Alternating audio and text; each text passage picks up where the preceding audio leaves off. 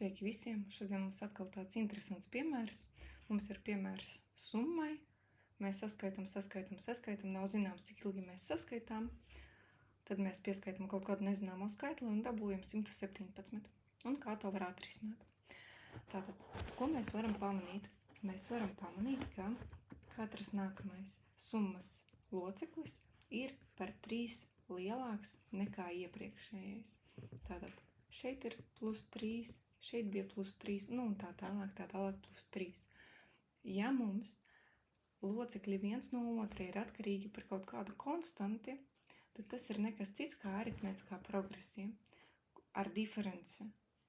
Tātad katru nākamo mēs varam iegūt pieskaitot konkrētu diferenci iepriekšējiem saskaitāmiem. Un šeit tā ir. Tātad mēs varam pamanīt, ka tā ir aritmētiskā progresija. 1, 4, 7 un tā tālāk līdz x-am un vēl joprojām veidos aritmētisko progresiju. Un šeit mums ir dota aritmētiskās progresijas pirmo n locekļu summa. Tātad mēs varam pamanīt, ka 1, 4, 7 un tā tālāk ir aritmētiskā progresija. Aritmētiskās progresijas n-tā locekļu summa, nevis summa, bet n-tais loceklis mums tiek uzrakstīts kā A1 plus diference reiz n-1, kur n ir tas kārtas numurs. Un šajā gadījumā tas mums an-tais ir x, A1 ir 1, plus diference mums ir 3. Diference tas ir tas, cik mēs pieskaitam, lai iegūtu katru nākamo. Plus 3 reiz n-1. Mums nav zināms, x ar kādu kārtas numuru ir x. Mēs tikai zinām, ka, ja mēs saskaitītu pirmos n locekļus, mēs dabūtu 117. Bet pirmo n locekļu summa aritmētiskai progresijai tiek uzdota ar formulu A1 plus an-tais dalīt ar 2 un reiz n. Mūsu gadījumā tas ir 117. Mēs zinām, cik ir A1, mēs zinām, ka an-tais ir x. Šeit var pierakstīt, an-tais ir x. Un mēs zinām, ka mēs varam izteikt n, izmantojot an-tā formulu. To arī izdarīsim. Tātad no šīs formulas izteiksim n-to.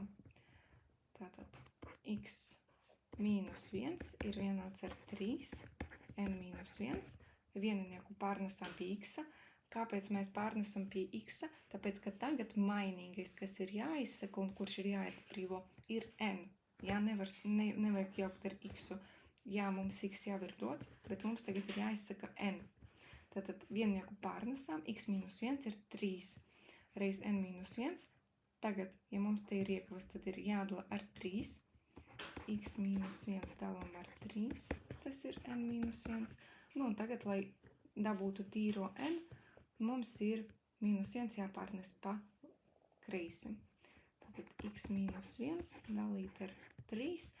Te būs plus 1. Es uzreiz rakstu plus 3 trešās, lai var ar vienādotiem saucējiem uzreiz daļas saskaitīt. Tas ir n.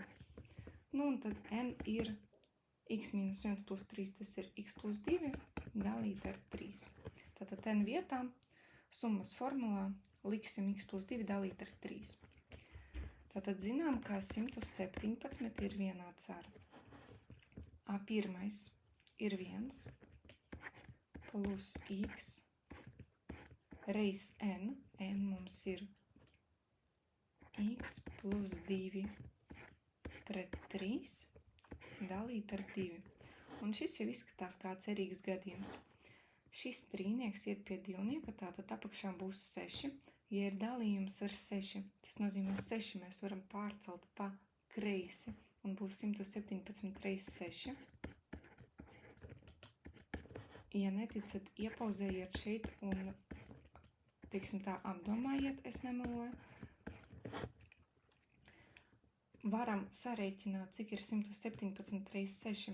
117 reiz 6, tas ir 100 reiz 6 plus 10 reiz 6 plus 7 reiz 6. Tātad 600 plus 60 plus 42. 60 plus 42, tas ir 102, plus 600, 702. Tātad 702 ir, un atvērsim iekavas. Atverot tāda veida iekavas, reizinam katru ar katru. Tātad 1 reiz x ir x, 1 reiz 2 ir 2, plus x reiz x ir x otrajā, plus x reiz 2, 2x. Redzam, ka mums ir x otrajā un x pirmajā pakāpē. Līdz ar to tas nozīmē, ka mums ir kvadrātvienādojums. Kvadrātvienādojumā mēs pārnesam visu uz vienu pusi. Es pārnesīšu pa labi, lai nav jāmaina zīmes pie x kvadrāta. Tad šeit ir 0, x kvadrātā, 2x plus x, tātad plus 3x. 702 pārnesīsim pa labi, būs mīnus 702, plus 2, tas ir mīnus 700. Tātad x kvadrātā plus 3x mīnus 700 ir 0. Pēc vieta teorēmas, pirmā sakne reiz otrā sakne mums dod koeficientu c, ja brīvo locekli, tas ir mīnus 700, un summa mums ir mīnus b, jeb koeficients pie x pirmajā pakāpē, tātad mīnus 3. x1 ir, x2 ir, varat padomāt kaut kādu laiku.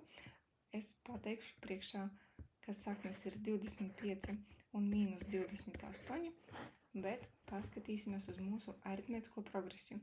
X ir n-tais loceklis aritmētiskā progresijā, līdz ar to tas nevar būt negatīvs, jo aritmētiskā progresija ir monotona. Tas nozīmē, ka tā vienmēr vai nu aug, vai nu dilst. Līdz ar to šis rezultāts mums nedara. Mīnus 28 mums nedara. Tātad atbilde ir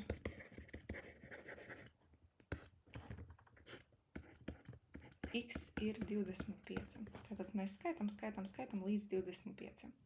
Un summa tādai aritmētiskai progresijai ir 117.